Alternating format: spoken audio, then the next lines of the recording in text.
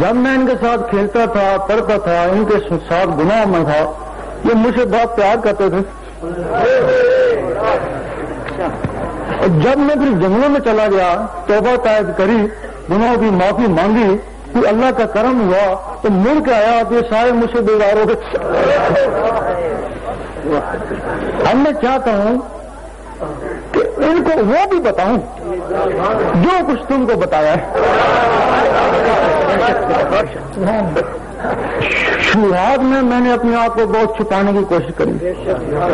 میں نے تم ذاکروں کو خط نہیں لکھے، تم کو بلایا نہیں، تم خود ہی میرے پیچھے لگے.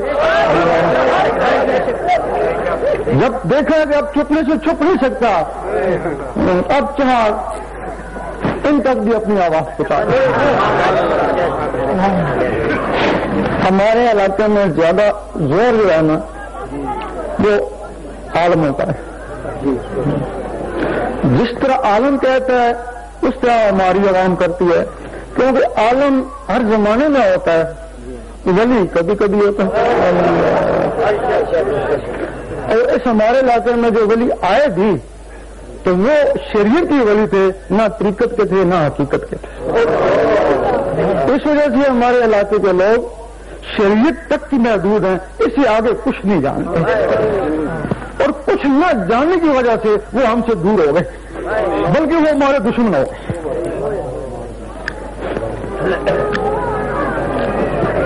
حضور پاک فرماتے ہیں کہ مجھے اللہ تعالیٰ کی طرف سے 3 علم حاصل ہوئے. ایک عام کے لیے، ایک خاص کے لیے، ایک صرف میرے لیے. وہ جو علم صرف انہی کے لیے تھا، پتہ نہیں ان کو کیا ہوگا، وہ علم ہم کو دے دیا.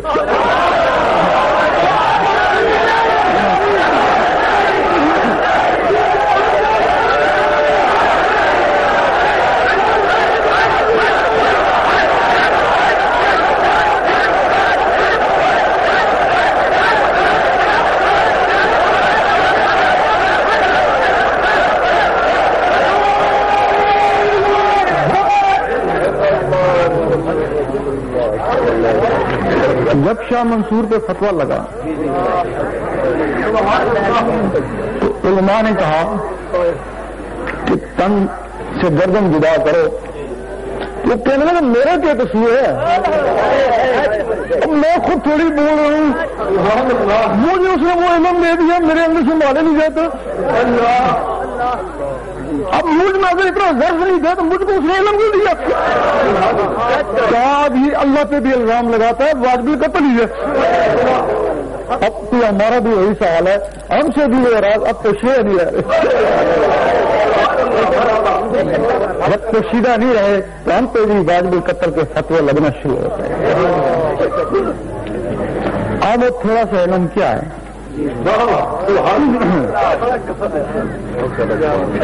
ظاہری علم کتابوں میں، قرآن مجید میں،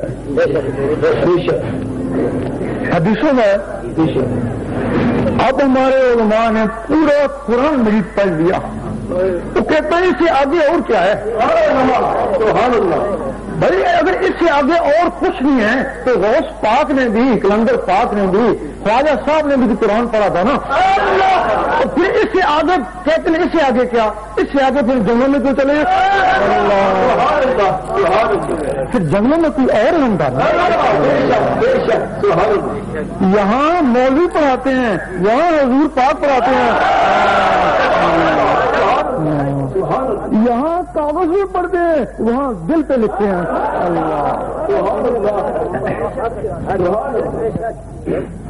اب یہ علم کیا ہے؟ یہ بہت کم لوگوں کی سمجھ میں آتا ہے. اللہ کرے ان کی بھی سمجھ میں آ جائے، ہم اپنا فرض ادا کر دیں گے، آگے ان کی قسمت. یہ علم یہ ہے، وہ اصلی علم ہے. یہ لوگ تمہارے پاس ہے نا، یہ نقلی علم ہے. یہ تمہارا جسم نقل ہے، اصل جسم میں روح ہے نا. اللہ، وہ اصلی روح میں علم ہے نا. اس جسم کو مر جانا ہے نا، روح کو مرنا ہی نہیں ہے نا. اب علم کیا ہے؟ یہ منوا رہی ہے کہ کہہ دی اللہ ایک ہے اور دل بغیر دلیل کے مان رہا ہے کہ اللہ ہی اللہ. زبان کا تصرف ہے، یہاں بولتے ہو بی بی سی والے سنتے ہیں، اور دل کا تصرف ہے یہاں گونجتا ہے عرش مولا والے سنتے ہیں. تمہاری نماز کو یہ دل عرش مولا میں لے کے جائے گا. ایک دن حضرت ابو بکر صدیق رضی اللہ تعالیٰ نے حضور پاک سے پوچھا کہ میں جب نماز پڑھتا ہوں تو مجھے وسوسے آتے ہیں. آپ نے کہا تمہیں دو طرح کا سواب مل رہا ہے، ایک نماز پڑھنے کا اور ایک جہاد کرنے کا. جب تمہارے اندر وسوسے آتے ہیں وہ تیرے میں اللہ اس کو باہر نکالتی ہے نا، پھر وہ وسوسے آتے ہیں پھر اللہ ان کو باہر نکالتی ہے، تو تیرے اندر لڑائی شروع ہو گئی نا، وہ اللہ اور شیطان کی لڑائی شروع ہو گئی نا. یہ جہاد ہے نا. تو اگر تیرے اندر وسوسے ہیں تو کوئی نکالا ہی نہیں، تو دل میں بیٹھ گئے، اس کا مطلب تیرا دل اس کے ساتھ شامل ہے نا. اللہ پھر یہ جہاد تو نہیں ہے، یہ منافقت ہے نا. اب میں نہیں کہتا کہ تم ذکر لے لو، اگر تمہیں دل مانتا ہے، جس کا دل مانتا ہے وہ میری زبان کے ساتھ اقرار کرنا پڑے گا 3 لفظ اللہ کا، اس کو ذکر کی اجازت ہو گئی. اللہ جس کو ذکر نہیں لینا وہ خاموشی رہے، جو ادھر دوں گا وہ ادھر بھی دوں گا. پڑھو جی اللہ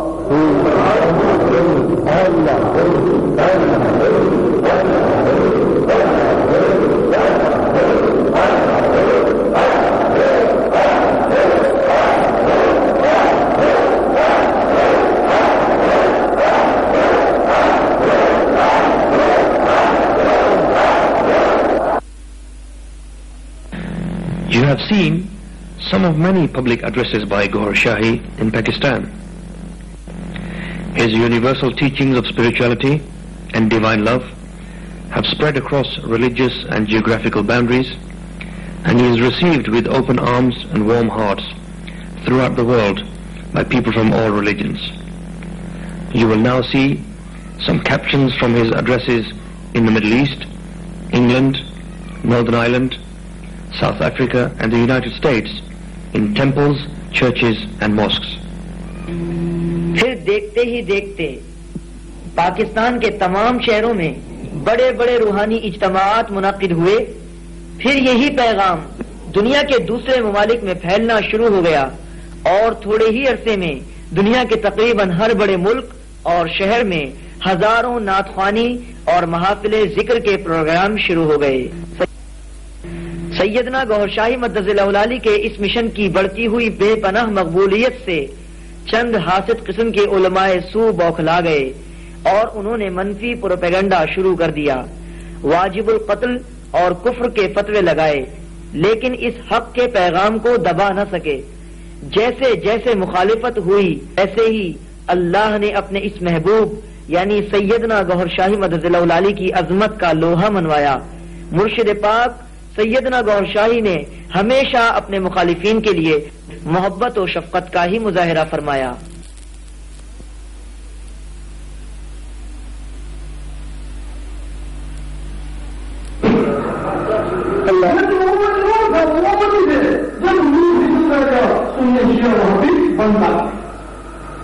اور یقین کرو آج تمہارے جب دوبارہ بھی ہوا ہے کبھی بھی ہوتے میں سننے ہوں میں شیعہ اور میں ہوں یہی ہوتے بس کبھی بھی والا جاؤ اللہ اکبر. اب وہ مجھے کیسے بولنا ہے؟ ہم نے ایک سکھ کہا کہ تمہارے دعوت کہتے ہیں کہ قرآن کی اندر نہیں ہے.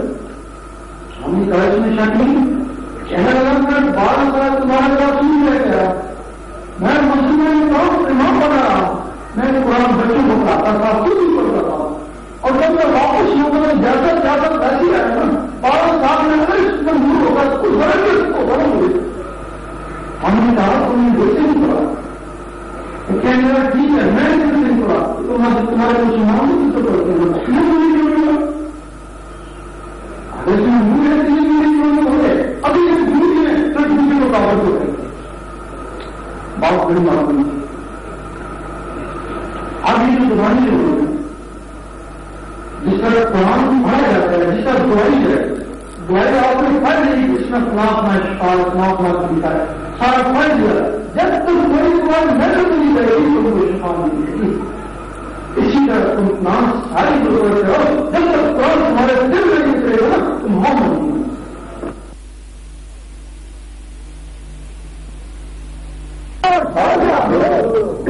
اب تمہاری روح اللہ میں لگ گئی اب ان کی نور سے پرش ہونے شروع ہو گئی نور سے انہوں نے طاقت پکڑ لی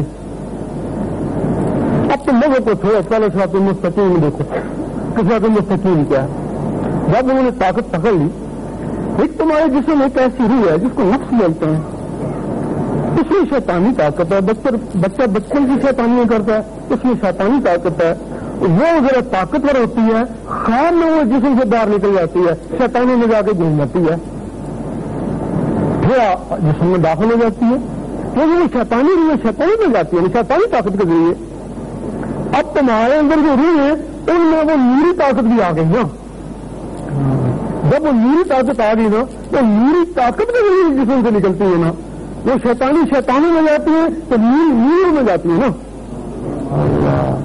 پھر جب یہ نیری میں جائیں گے تو پھر جب دیکھیں گے نا کہ جس کے آگے سارے نبی ولی جھکتے ہیں یہ بھی اس کے آگے جا کے جھک جائیں گی نا